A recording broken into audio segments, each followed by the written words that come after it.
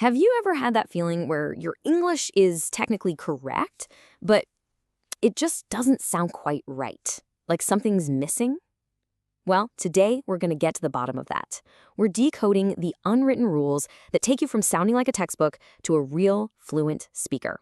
You know the feeling, right? You've put in the hours, you've memorized the grammar rules, your vocabulary is solid, but when you actually talk to someone, it just feels a little stiff.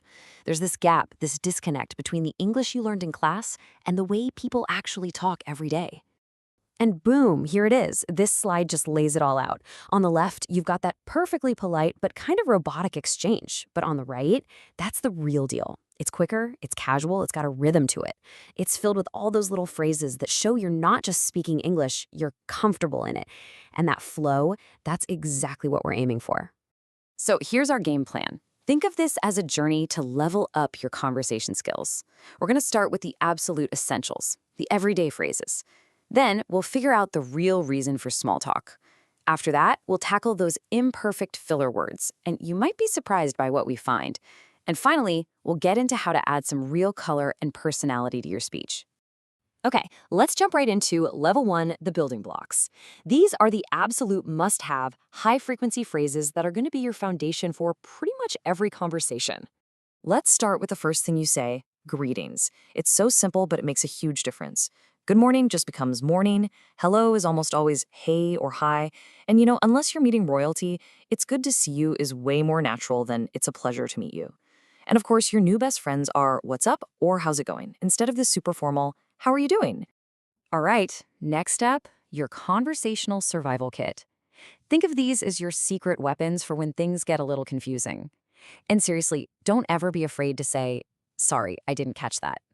It's not a sign of weakness at all. It actually shows you're paying attention and you care about what the other person is saying. These are the tools that help you communicate with real confidence. So let's move on to level 2. We're talking about something I like to call the social glue, also known as small talk. Now, I know, it often gets a bad rap as just meaningless chatter, but trust me, it's doing some really important work. And believe it or not, there's actually a fancy linguistic term for it, phatic communication. It's really just a way of saying we're talking for the sake of making a connection, not to swap data. It's all that chatter about the weather or the game last night or what you're watching. It's the stuff that happens before you dive into the main topic. And this is why it's so crucial. Small talk is doing a ton of heavy lifting behind the scenes. It's basically signaling, hey, I'm friendly. It smooths over those potentially awkward silences, and it kind of lets us test the waters, to figure out the vibe of the other person. It's like the warm-up before the main workout. It makes the real, functional conversation go so much smoother. Now for level 3. And this one might just blow your mind. We're talking about the imperfect Polish. We're going to bust a huge myth about filler words, and I'm going to show you why they are a feature of natural speech, not a bug. So let me ask you a question. For your whole life, you've probably been told that words like, like, and are just mistakes, right? They're verbal garbage that you need to cut out to sound professional. But what if I told you that's not the whole story? So you've got these two perspectives. On the one hand, there's the common view that this stuff is just noise, it makes you sound uncertain, it's unprofessional, but the linguistic reality is completely different.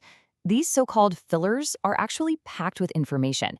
They're a totally natural, even necessary part of speaking off the cuff, and they help both the person speaking and the person listening. And what's really wild is how deep this noise idea runs. So many of our automated systems, think about speech-to-text or AI assistants, are literally programmed to find and delete these words. Their whole goal is to create a clean transcript, as if these words are just errors that need to be erased. But here's the thing. Our human brains are way smarter than that. Research shows we don't ignore these words at all. In fact, we actively use them as signals. When you hear someone say it's like a little flag goes up in your brain that says, okay, pay attention, something new or complicated is coming up, or maybe they're searching for the perfect word right now. It's a cue. So what are they really for? Well, a whole bunch of things. They give the speaker a split second to think. They signal to you, the listener, to get ready for a new idea.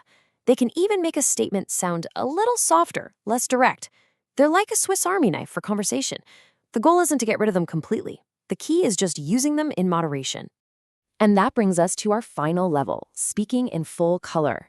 This is where we move beyond just being understood clearly. This is where you start to inject personality, humor, and a real sense of cultural fluency into your English by using idioms. Oh man, idioms are where English gets really fun and, let's be honest, a little weird. These are phrases where what they mean has nothing to do with the literal words. You tell an actor to break a leg, and you're actually wishing them good luck. If you're gonna hit the sack, you're just going to bed. And if you spill the beans, you're telling a secret. My best advice, just start listening for them and begin with the super common ones. So let's just take a quick look back at our journey. We went from basic, everyday phrases to understanding the secret job of small talk, to uncovering the hidden power of filler words, all the way to the creative, colorful world of idioms. You can see how each level really builds on the one before it, getting you that much closer to speaking with real confidence. And that kind of leaves us with one last big thought to chew on. We spend so much time chasing this idea of perfect, flawless fluency. But maybe the real goal isn't just about being fluent. Maybe it's about connection. And sometimes it's actually the imperfect, totally human parts of how we talk. The small talk, the ums, the quirky phrases that end up building the strongest bridges between people.